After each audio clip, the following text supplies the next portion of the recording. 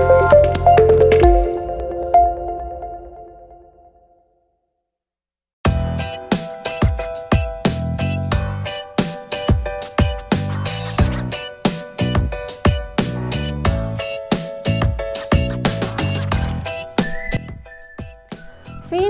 dan teman-temannya didampingi gurunya hari ini pergi ke kebun binatang untuk melihat-lihat dan mengamati hewan langka. Di sana terdapat anoa, harimau Sumatera, komodo, badak, elang Jawa, babi rusa, tarsius, tumpara, dan orang hutan. Mereka sangat senang karena dapat melihat langsung hewan langka tersebut. Sepulang dari kebun binatang, Vino dan teman-temannya bermain di sekitar sawah. Siti, teman Vino, melihat tikus di sawah. Siti bertanya pada Vino, "Mengapa ada tikus di sawah ini, Vin?" Vino menjawab, "Tikus di sawah karena tikus mencari makanan, yaitu padi. Padi dimakan oleh tikus, kemudian tikus dimakan oleh ular. Ular dimakan burung elang." Kemudian Dayu bertanya, "Lalu, apakah ada yang memakan burung elang, Vin?" Setelah beberapa waktu burung elang mati, bangkainya membusuk, diuraikan oleh makhluk hidup pengurai dan bercampur dengan tanah membentuk humus. Nah, humus ini sangat dibutuhkan oleh tumbuhan. Begitulah seterusnya hingga proses ini berjalan dari waktu ke waktu. Assalamualaikum warahmatullahi wabarakatuh. Apa kabar anak-anakku?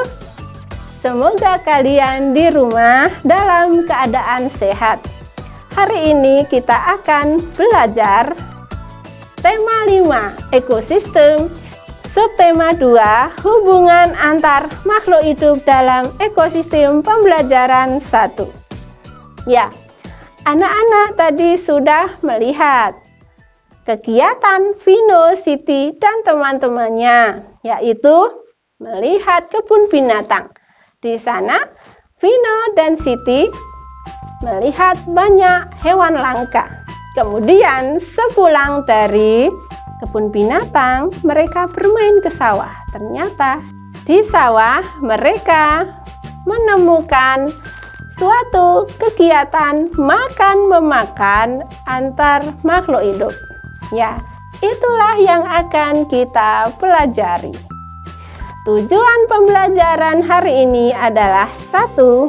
Dengan kegiatan mencermati teks non-fiksi yang disajikan tentang rantai makanan, peserta didik mampu menentukan pokok pikiran dalam bacaan dengan benar. Yang kedua, melalui tanya jawab dengan orang tua, peserta didik mampu menjelaskan keterangan pada rantai makanan dalam suatu ekosistem dengan benar. Dan yang ketiga, melalui kegiatan diskusi dengan orang tua, peserta didik mampu menggambar rantai makanan dalam suatu ekosistem dan keterangannya dengan benar. Baik anak-anakku, perhatikan gambar berikut ini. Kemudian bukalah buku kalian halaman 55. Mari kita baca bersama-sama. Rantai makanan adalah rangkaian peristiwa makan dan dimakan antar makhluk hidup untuk kelangsungan hidupnya. Proses makan-memakan ini berdasar urutan tertentu dan berlangsung terus-menerus. Dalam ekosistem ini, makhluk hidup memiliki perannya masing-masing, mulai dari yang berperan sebagai produsen, konsumen, dan beberapa sebagai dekomposer atau pengurai. Padi dimakan oleh tikus, kemudian tikus dimakan oleh ular. Ular dimakan oleh burung elang. Setelah beberapa waktu, burung elang mati. Bangkainya membusuk diuraikan oleh makhluk hidup pengurai dan bercampur dengan tanah membentuk humus. Humus sangat dibutuhkan tumbuhan, terutama rumput. Begitulah seterusnya, sehingga proses tersebut dinamakan rantai makanan. Di lautan terdapat komponen yang saling berkaitan, yaitu fitoplankton, zooplankton, ikan kecil, ikan sedang, ikan besar, dan dekomposer. Fitoplankton ialah produsen, yaitu sekumpulan tumbuhan hijau yang sangat kecil ukurannya dan melayang-layang dalam air. Konsumen satu adalah zooplankton, yaitu hewan pemakan fitoplankton. Konsumen dua adalah ikan-ikan kecil. Konsumen tiga adalah ikan-ikan sedang. Dan konsumen empat adalah ikan-ikan besar. Urutan peristiwa makan dan dimakan dapat berjalan seimbang dan lancar jika seluruh komponen rantai makanan ada. Jika salah satu komponen tidak ada, akan terjadi ketimpangan dalam urutan memakan dan dimakan tersebut. Agar rantai makanan dapat terus berjalan, jumlah produsen harus lebih banyak daripada jumlah konsumen ke satu. Konsumen ke satu lebih banyak daripada konsumen kedua, dan seterusnya.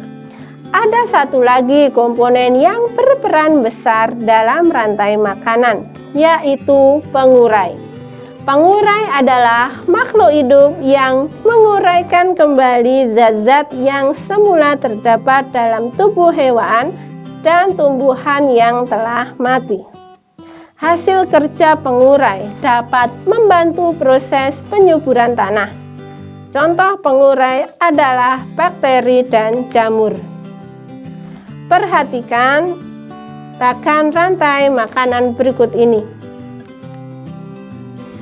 Dari bacaan di atas, anak-anakku, sebagai lembar kerja 1, tulislah pikiran pokok dari paragraf-paragraf yang ada dalam bacaan. Tahukah kalian, di dalam rantai makanan terjadi perpindahan energi dari satu makhluk hidup ke makhluk hidup lainnya?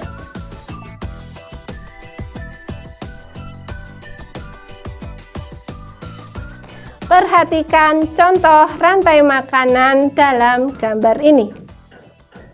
Perhatikan, mengapa ada angka-angka dalam rantai makanan? Ya, angka-angka tersebut menunjukkan kedudukan dalam rantai makanan. Angka 1 yaitu tumbuhan. Tumbuhan berperan sebagai produsen, yaitu memproduksi makanannya sendiri melalui proses fotosintesis. Jenis makanan yang diproduksi oleh tumbuhan berupa gula.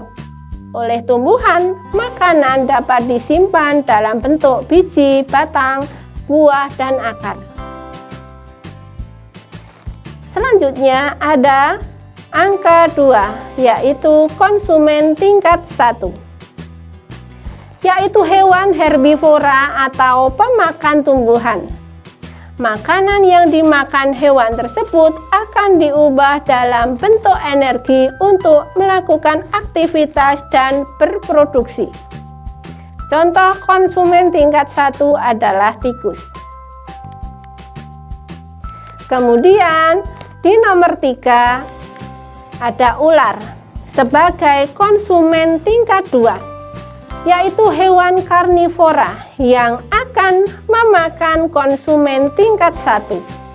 Jadi, konsumen tingkat 1 merupakan sumber energi bagi konsumen tingkat 2 agar dapat bertahan hidup.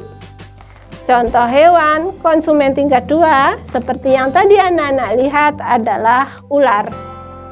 Nomor 4 adalah burung elang.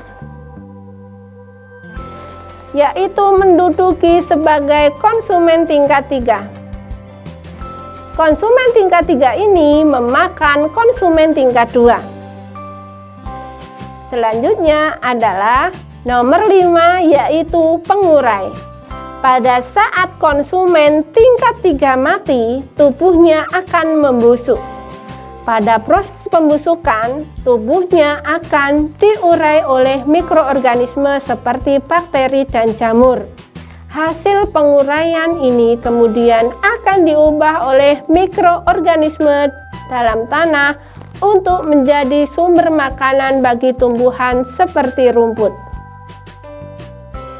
Baik anak-anak, sebagai lembar kerja yang kedua, gambarlah rantai makanan pada suatu ekosistem.